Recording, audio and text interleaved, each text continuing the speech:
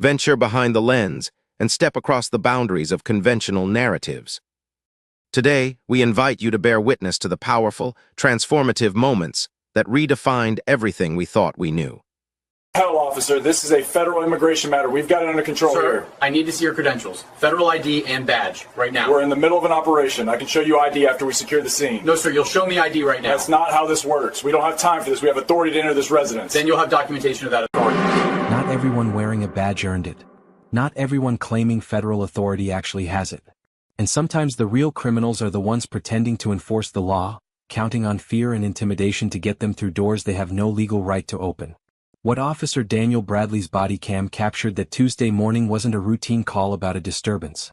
It was the unraveling of an organized crime operation that had been using fake ICE credentials to rob immigrant families, banking on the fact that their victims would be too scared to call real police. The footage shows the exact moment when three men pretending to be federal agents realized they'd picked the wrong house, targeted the wrong family, and run into a cop who knew exactly what real ICE procedures looked like. Before we continue, where are you watching from? If this is your first time here, please hit that subscribe button. Stories like these need to be shared, and your support helps us bring more truth to light. The subdivision was middle-class suburban, the kind of neighborhood where people knew their neighbors and watched out for each other. Tree-lined streets, well-maintained lawns, minivans and driveways. The Rodriguez house sat on a quiet cul-de-sac, a modest two-story with a neat yard and children's toys visible through the front window. On a Tuesday morning in late September, with the sun bright and the temperature mild, it looked like the safest place in the world. Officer Daniel Bradley had been with the department for 11 years, the last 4 as a community liaison officer specifically assigned to immigrant neighborhoods. He spoke fluent Spanish, had completed extensive training on immigration law and federal-local cooperation protocols, and had built relationships with families who'd learned they could trust him. When the 911 call came in at 10:23 a.m., a woman reporting that people claiming to be ICE were trying to force their way into her home, Bradley was 3 blocks away and responded immediately. His body cam activated automatically when he exited his patrol car at 10:26 a.m. The footage shows him approaching the Rodriguez residence, where a late-model black SUV with tinted windows was parked in the driveway. No government plates. No official markings. Just a vehicle that could have belonged to anyone. The front door was partially open. Bradley could hear raised voices from inside, male voices demanding entry, a female voice insisting on seeing credentials. He pressed the doorbell camera button and knocked firmly. "Police. This is Officer Bradley with the police department. I'm responding to a 911 call." The voices inside went quiet for a moment. Then a man appeared at the door wearing a dark face covering that concealed most of their head and face, a green tactical vest, and a long-sleeve uniform with "Police IC" on it. He was white, late 30s, buzz cut visible above the face covering, the kind of aggressive posture that suggested he wasn't used to being questioned. "Officer, this is a federal immigration matter. We've got it under control." Bradley's body cam captured his response, professional but firm. "Sir, I need to see your credentials. Federal ID and badge." The man hesitated just a fraction of a second, but Bradley caught it. "We're in the middle of an operation. I can show you ID after we've secured the scene." "No sir, you'll show me ID right now." "That's not how this works." A second man appeared behind the first, also wearing a dark face covering, green tactical vest, and the same long-sleeve uniform with "Police IC" printed on it, also white, younger, early 20s maybe. "Officer, we don't have time for this. We have authority to enter this residence to apprehend an immigration fugitive." Bradley stood his ground. "Then you'll have documentation of that authority. Warrant, administrative order, something in writing. And I'll need to verify your credentials before you proceed." The first man's expression hardened. "Are you interfering with a federal operation?" "I'm responding to a 911 call from a homeowner who says people are trying to force their way into her house. So yeah, I'm going to verify who you are and what authority you have." "Credentials. Now." The body cam shows the 2 men exchange a glance. The first one reached slowly into his vest pocket and pulled out what looked like a badge wallet. He flipped it open, showing what appeared to be an ICE badge and ID card. Bradley took it, examining it closely. The badge looked real at first glance, eagle emblem, Department of Homeland Security seal, IC across the top. But the ID card had tells. The photo quality was slightly off. The holographic seal didn't catch the light quite right. And most importantly, the credential number format didn't match what Bradley knew IC credentials used. "This doesn't look right," Bradley said, his hand moving to his service weapon, not drawing it but ready. I'm going to need you to step outside the residence. Both of you. What? We showed you ID. We're ICE agents. Step outside. No. There's a third person in there, I want them out here too. The first man's face changed. The aggressive confidence shifted to something more calculating. Officer, I don't know what you think you're seeing, but... Out. No. Hands visible. The body cam captured the moment perfectly. The two men stepped out onto the porch and Bradley called into the house. Third person inside, come out with your hands visible. Police. A third man emerged, also wearing the dark face covering, green tactical vest, and police IC uniform, Latino, older, maybe late 40s.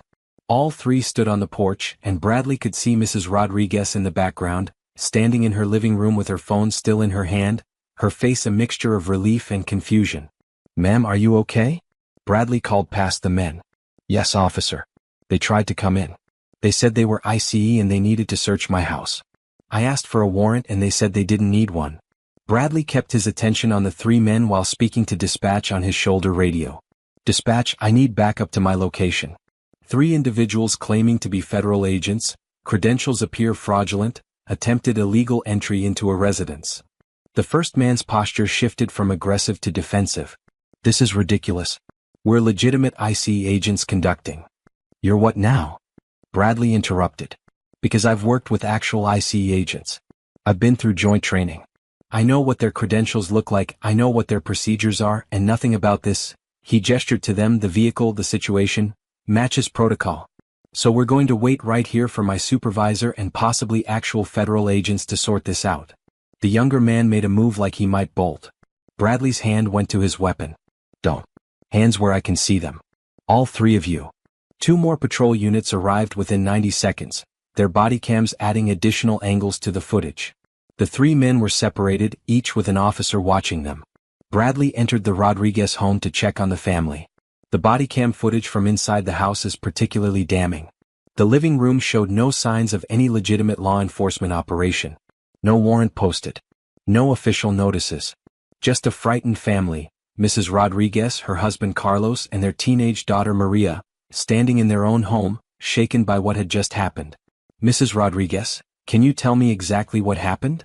Bradley asked in Spanish, the body cam capturing her response. They knocked on the door about 10 minutes before I called you. 3 men wearing face coverings and green vests that said, Police IC. They said they were looking for someone, showed me a paper with a name I didn't recognize. I said that person doesn't live here, showed them my ID, my husband's ID, our documents. They said they needed to search anyway. I asked for a warrant. They said they didn't need one. I said they couldn't come in without one. They tried to push past me. That's when I called 911. Did they show you any official paperwork? Court orders, administrative warrants, anything? Just that paper with the name. It looked like it was printed on regular paper. Not official. Bradley photographed the document Mrs. Rodriguez had taken from them. A poorly formatted page claiming to be an ICE detainer, printed on standard copy paper with a name that didn't match anyone in the household. Back outside, Bradley's supervisor had arrived. Sergeant Linda Morrison, a 20-year veteran who'd seen her share of unusual situations. The body cam caught their conversation. What we got, Bradley? 3 men claiming to be ICE agents, attempting to enter a residence without a warrant, credentials appear fake, no proper documentation, homeowner refused entry and called 911. Morrison examined the fake badges that had been collected from each man. These are garbage. The serial numbers don't follow DHS format. The holograms are printed, not embedded. Did you run their names? Not yet, Sergeant. Wanted to secure the scene first. Good call. Let's see what we're really dealing with here. One of the other officers ran the names through the system. The results came back fast. None of the 3 men were federal agents. All 3 had criminal records. The first man who'd given the name Thomas Diaz actually was Thomas Diaz, but he had a record for fraud and identity theft. The younger one, James Wu, was actually James Wu with priors for burglary. The older Latino man, Rafael Santos, had convictions for robbery and impersonating an officer. When confronted with their real identities, the story started to crack.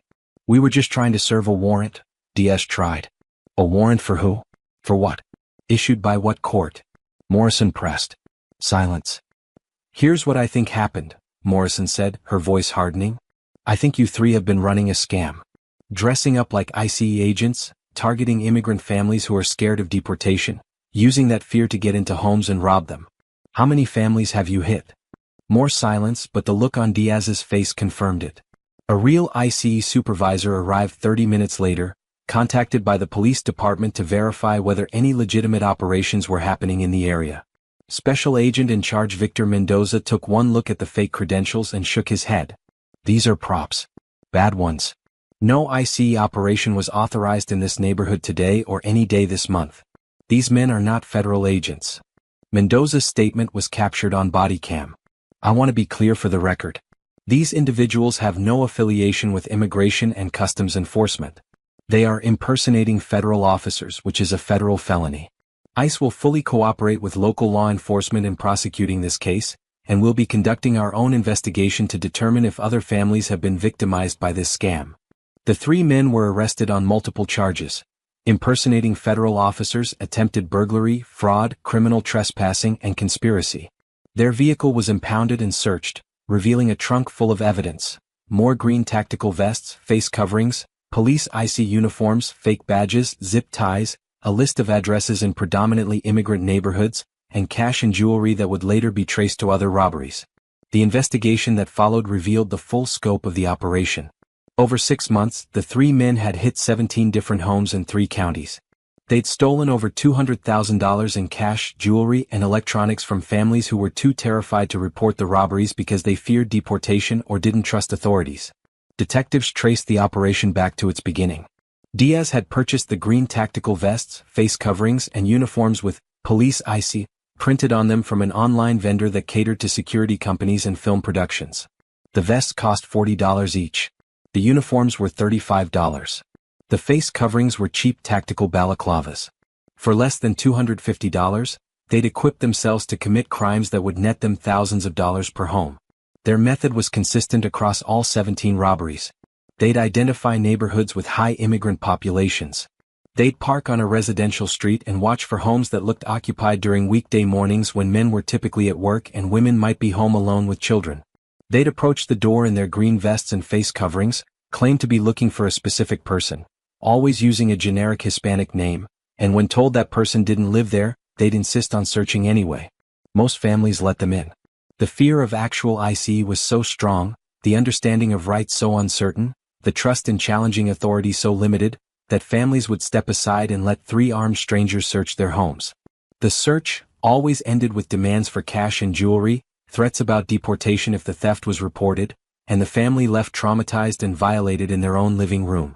What made the Rodriguez case different was Mrs. Rodriguez's knowledge of her rights and her willingness to call 911. She'd attended a Know Your Rights workshop at her church 6 months earlier, run by an immigrant rights organization that specifically covered what to do if ICE came to your door. She'd learned that ICE needs warrants for home entries in most circumstances, that you can ask to see credentials, that you can call a lawyer or the police to verify their identity. When the 3 men tried to force their way in, Mrs. Rodriguez recognized that something wasn't right. Real ICE agents, she'd learned, don't generally try to physically push past people. They don't refuse to show proper paperwork. They don't get aggressive when asked to wait for verification. Her gut told her these men were not who they claimed to be, and she trusted that instinct enough to call for help. The detective who led the investigation, a woman named Investigator Rachel Kim, interviewed all 17 victim families. Many were reluctant to participate at first, still scared despite being told the men were not real federal agents. Kim worked with community organizations and immigrant advocacy groups to build trust, to help families understand that prosecuting these predators would actually make their communities safer. Should impersonating a federal agent carry mandatory minimum prison sentences with no possibility of plea deals? Comment below, because what these 3 men did wasn't just theft. It was predatory targeting of vulnerable families using the fear of immigration enforcement as a weapon, exploiting the very real terror that ICE raids create in immigrant communities. The evidence Kim compiled was staggering. Bank records showing cash deposits that corresponded with robbery dates. Pawn shop records showing jewelry matching descriptions from victims. Cell phone records placing all 3 men in the vicinity of each robbery. And most damning, a notebook found in Santos's apartment with addresses listed, dollar amounts next to some of them, and notes like, "Scared easy," or "Refused, moved on." The trial took place 8 months later. The body cam footage from Bradley and the other responding officers was the prosecution's primary evidence. The jury watched Bradley confront the men, watched their fake credentials get exposed, watched them try to maintain the lie even as it fell apart. 17 victims testified. Families who'd had men in fake IC vests force their way into homes, demand money and valuables while threatening deportation, and leave them traumatized and violated. Mrs. Rodriguez testified about the terror of having armed men try to force their way into her home while her daughter was there, about the split-second decision to call 911 despite being afraid, about the relief when Officer Bradley arrived and actually checked their credentials instead of just deferring to the fake federal authority. One victim, an older woman named Esperanza Gomez, testified through tears about how the men had taken her wedding ring, the only thing she had from her deceased husband, while her grandchildren watched in terror. They said if I called police, my grandchildren would be taken from me and sent back to El Salvador. My grandchildren were born here. They are Americans. But I was so scared I believed them. Another victim, a construction worker named Miguel Torres, described coming home from his job to find his wife sobbing, their savings, $3,000 in cash they'd been saving to buy a used car, gone. She was ashamed. She thought she'd done something wrong by letting them in. I told her she did nothing wrong. These men, they wore masks and green vests with police IC on their uniforms. They looked official. They used our fear against us. The defense tried to argue that the men were just trying to make money, that they never actually hurt anyone physically, that the robberies were nonviolent. But the prosecution showed that psychological violence is still violence, that terrorizing families in their homes is assault even without physical contact, that exploiting fear of deportation to rob people is as predatory as it gets. The evidence was overwhelming. The fake badges. The list of targeted addresses, all in immigrant communities. The stolen property. The victim's testimony. The body cam footage showing the men trying to maintain their lie even when confronted by real law enforcement. The jury deliberated for 6 hours. When they returned, the verdict was unanimous on all counts for all 3 defendants. Guilty. The sentencing hearing came 2 weeks later. Federal charges for impersonating federal officers. State charges for burglary, fraud, and conspiracy. The judge, a stern woman named Melissa Zhang who'd been on the bench for 20 years, heard victim impact statements from families who'd been robbed, who'd been traumatized, who'd stopped feeling safe in their own homes. One woman testified through tears, I came to this country for safety. I work hard. I pay taxes. I follow laws. And these men came into my house pretending to be government and stole the money I was saving to bring my mother here legally. They told me if I called police I would be deported. They stole my money and my sense of security. Judge Zhang's sentencing statement was captured in the court record. The defendants exploited the most vulnerable members of our community. They weaponized fear of immigration enforcement to commit robbery. They traumatized families in their own homes. They impersonated federal officers, undermining trust in legitimate law enforcement. Their actions were calculated, predatory, and sustained over months. The sentence must reflect the severity of these crimes and the number of victims harmed. Thomas Diaz, 7 years in federal prison. James Wu, 7 years in federal prison. Rafael Santos, 7 years in federal prison. All 3 were also ordered to pay restitution totaling $200,000 to the victims, though realistically the families would likely never see most of that money. The 3 men were led out of the courtroom in handcuffs. Their green tactical vests, face coverings, police IC uniforms, and fake badges were entered into evidence and would eventually be destroyed. The families they'd victimized watched from the gallery, some crying, some stoic, all finally seeing justice for what had been done to them. Officer Daniel Bradley attended the sentencing. Afterward, Mrs. Rodriguez approached him with her family. Thank you, she said in Spanish. Thank you for checking. Thank you for not just believing them because they had vests and badges. Thank you for protecting us. Bradley responded, also in Spanish, that's the job. I'm just sorry it took so long for someone to catch them. You caught them, she said. Because I called and you came and you cared enough to verify. That matters. The case became a training example for police departments across the region. The body cam footage was used to teach officers what fraudulent credentials look like, what real ICE procedures are, and why it's critical to verify federal authority claims rather than just deferring to anyone with a badge and a vest. ICE itself used the case to issue warnings to immigrant communities. Real ICE agents follow specific protocols, carry genuine credentials, generally have warrants or court orders for home entries, and will allow you to verify their identity through official channels. If someone claiming to be ICE tries to force entry without documentation, you have the right to ask them to wait while you call police to verify their authority. The Rodriguez family became advocates, speaking at community meetings about their experience, encouraging other immigrant families not to be afraid to call 911 if something feels wrong, emphasizing that local police are not ICE and are there to protect residents regardless of immigration status. The fake ICE operation had succeeded for 6 months because families were too scared to report it. It ended when one family was brave enough to call for help, and one officer was thorough enough to verify rather than assume. Bradley received a commendation for his handling of the situation. At the ceremony, he was asked what made him suspicious enough to check credentials rather than just accepting the men's claim to federal authority. A few things, he explained. No government plates on the vehicle. No official paperwork. The homeowner's fear seemed genuine, not like someone who was hiding something but like someone who was being victimized. And honestly, I've worked with real ICE agents on joint operations. These guys didn't act right, didn't talk right, didn't follow any protocols. Real federal agents don't try to intimidate local police. They coordinate with us. These guys were adversarial from the start, which was a red flag. He continued, but the biggest thing was Mrs. Rodriguez's call. She didn't call saying, "ICE is here, help me hide." She called saying, "People claiming to be ICE are trying to force into my home without a warrant." That's different. That's someone who knows their rights being violated by people she doesn't think are legitimate. I trusted her instincts. The Bodycam footage lives on in training databases, a 7-minute lesson in why verification matters, why questioning authority isn't the same as obstructing it, and why protecting vulnerable communities requires officers who understand the laws and procedures they're supposed to enforce. The 3 men are serving their 7-year sentences in federal facilities. Diaz filed an appeal claiming the sentence was excessive. It was denied. Wu wrote letters to several of the victims apologizing. Most didn't respond, though one family sent a letter back saying they'd forgive him when he paid back what he stole, which, given his financial situation, likely means never. Santos accepted his sentence without appeal and reportedly spends his time in prison warning other inmates not to impersonate federal agents because they take that shit seriously. The Rodriguez family still lives in the same house. They installed additional security cameras and a video doorbell after the incident, but they feel safe again.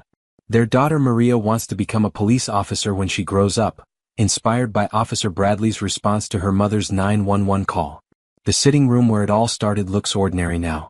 Comfortable couch, family photos on the walls, children's backpacks by the door. Nothing to indicate it was once the scene of a confrontation between a real cop and fake federal agents. Nothing to show that this living room became the place where a crime operation that had terrorized 17 families finally came to an end. But the Rodriguez family knows. Every time they sit in that room, they remember the morning 3 men tried to force their way in using fake badges and real fear. They remember Mrs. Rodriguez's split-second decision to call 911 instead of complying. They remember Officer Bradley stepping through that door and doing what police are supposed to do, protect people and verify the truth before acting. The Bodycam footage shows it all. The confrontation at the door. The fake credentials being exposed. The arrest. The evidence that would put 3 predators in prison for 7 years each. All captured from the perspective of a cop's chest camera, a technological witness that couldn't be intimidated or lied to, that preserved every moment of 3 criminals realizing they'd finally met someone who wouldn't just take their word for it. Sometimes justice comes down to simple things. A homeowner brave enough to call for help. A cop thorough enough to verify credentials. A body camera recording evidence that couldn't be disputed. And a family that refused to be victims quietly, who insisted on their rights even when threatened, who proved that sometimes the people who seem most vulnerable are actually the strongest when they decide to fight back. The fake green vests, face coverings, police IC uniforms, and badges are gone now, destroyed as evidence after the trial. But the lesson remains, preserved in Bodycam footage and shared in training sessions. Not everyone wearing a badge earned it, not everyone claiming authority has it, and the real criminals are sometimes the ones pretending to be the law. If you believe that protecting vulnerable communities requires officers who verify rather than assume, and that impersonating federal agents should result in serious prison time, subscribe and turn on notifications. Tomorrow we bring another story proving that sometimes the camera on a cop's chest captures exactly the kind of justice we need to see. Documents and official records are the absolute foundation of our history, framing the stories that shape our reality. Every story is a relentless pursuit of genuine truth. Thank you for dedicating your valuable time to investigate these truths with us.